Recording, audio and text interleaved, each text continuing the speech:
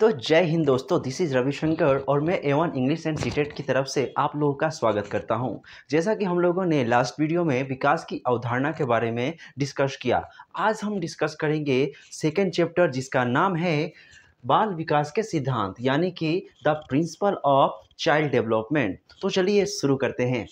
लिखा है कि बाल विकास का सामान्य अर्थ क्या होता है। अगर कोई आपसे पूछे कि बाल विकास का मतलब क्या होता है तो नॉर्मल डेफिनेशन में आप बता सकते हो कि बाल विकास का सामान्य अर्थ होता है बालकों का शारीरिक एवं मानसिक विकास, यानी कि बालकों का फिजिकली एंड मेंटली जब डेवलपमेंट होता है वो किसके अंदर आता है, बाल विकास के अंदर, यानी चाइल्ड डेवलपमेंट के अंदर आता है।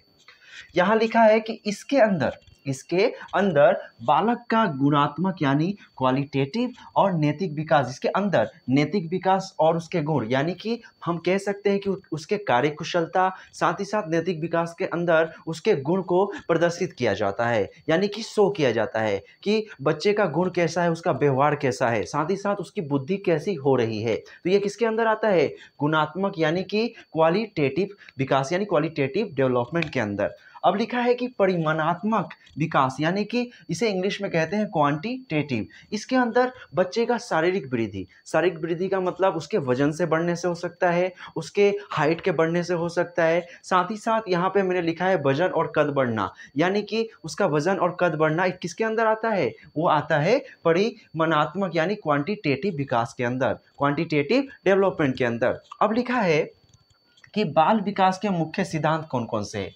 This is the most important question which always ask by CBSE, यानी कि CBSE और सीटेट के अंदर जो इंक्लूड है उसके अंदर पूछे जाते हैं ये सारे के सारे सवाल, जो कि प्रीवियस ईयर के क्वेश्चन में बहुत बार आ चुके हैं। लिखा है कि बाल विकास के मुख्य सिद्धांत, the main principles of development.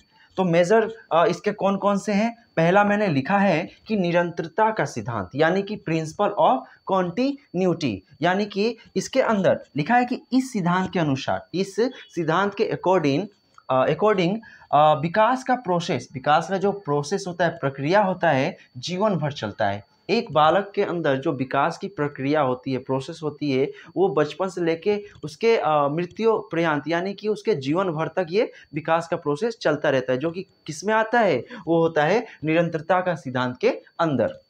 अब लिखा है दूसरा जो सबसे मोस्ट इंपॉर्टेंट ये भी है, लिखा है कि समान प्रतिमान का सिद्धांत। सबसे पहले इसको हम समझेंगे कि ये होता क्या है। लिखा है कि प्रिंसिपल ऑफ कॉमन पैरेलल्स, यानी कि समान प्रतिमान का सिद्धांत। इसके अंदर क्या होता है, तो इसके अंदर होता है कि इस सिद्धांत के अनुसार एक जाति के प्राणियों में विकास एक जैसा होता है, जिसका मतलब होता है कि सभी बालकों का विकास का क्रम समान होता है।